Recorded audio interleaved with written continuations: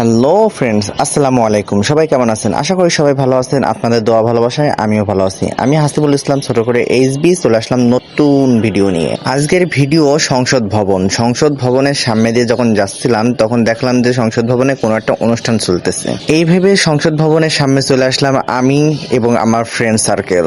আমি এবং আমার কিছু ফ্রেন্ড সার্কেল এখানে সংসদ ভবনের সামনে নেমে তারপরে এখানে ভিডিও করা শুরু করে দিলাম। এখানে 2024-এর সেই জুলাই আন্দোলনের সমস্ত ছবি, সমস্ত ভিডিও সবকিছু রয়েছে।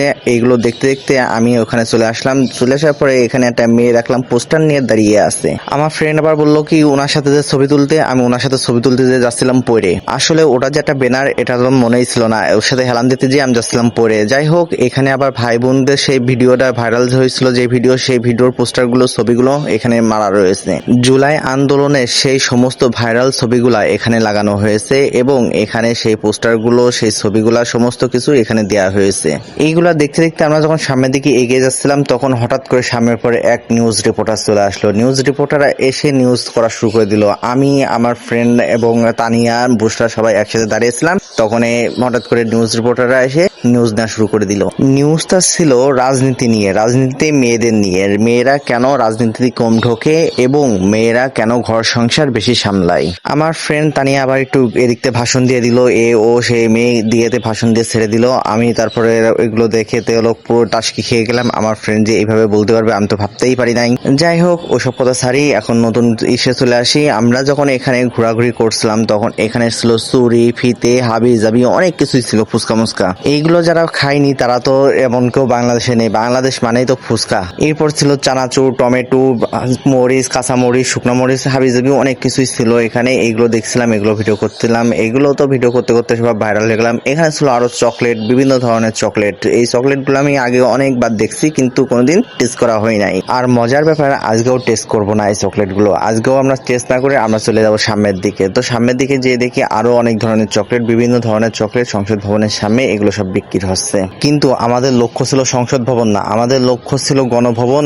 এবং জাতীয় জিয়া উদ্যান। এখানে আমাদের যাওয়ার লক্ষ্য ছিল। সেই ক্ষেত্রে আমরা ওদিকে যখন যাব তখন আমাদের বুশরা এদিক থেকে ছবি তোলার জন্য পাগল হয়ে যাচ্ছে, এদিক থেকে আমাদের তানিয়া লাইভ করার জন্য পাগল হয়ে যাচ্ছে। সবাই তো এক এক রকম হয়ে যাচ্ছে। তারপর আর কি আমরা চারজন একসাথে সেলফি টেলফি তুলে নিয়ে আমরা হাঁটা শুরু করে দিলাম। এবার হাঁটতে যাবো সামনের দিকে। সামনের দিকে যাইতে যাইতে যাইতে যাইতে অনেক দূর চলে আসলাম, কিন্তু এদিকটা আমাদের বুশরা তো অংশে থেমে নেই। আমাকে তো সবাই পচাচ্ছে, যে যেমন পাচ্ছে সে তেমন পচাচ্ছে আমাকে, যে পোশাক, আমি তো পচারই জিনিস বুঝতেছি। এদিকটা আমাদের বুশরা ভিক্ষা করতে বসে পড়েছে। এখন যেহেতু আমাদের বুশরা ভিক্ষা করতে বসেই পড়েছে, সেক্ষেত্রে ভিক্ষা তো দিতেই হয়। এখন দেখি ভিক্ষা দেওয়ার জন্য আমার কাছে কিছু আছে কিনা। আমার কাছে ছিল 1 টাকার একটা কয়েন, আমার তো মনে ছিল না। সেটা যেহেতু মনে পড়ে গেছে তাহলে আমার তো বসার টাকা দেওয়া উচিত। তাড়াতাড়ি করে পকেট থেকে 1 টাকার একটা কয়েন বেরো করলাম। কয়েন বেরো করে তাড়াতাড়ি করে খোঁজা শুরু করলাম, কয়েনটা গেল কই। কয়েনটা খুঁজে পেলাম, খুঁজে পেয়ে আমি তাড়াতাড়ি করে বুশরাকে 1 টাকার একটা কয়েন দিয়ে দিলাম। আর এই ভিক্ষে দিয়া তার দেখে সবাই মিলে তো ভিডিও করা শুরু করে দিল যে হলো বুশরা এখন ভিক্ষে করতে বসে পড়েছে। আর এদিক থেকে তো আমি তো এখন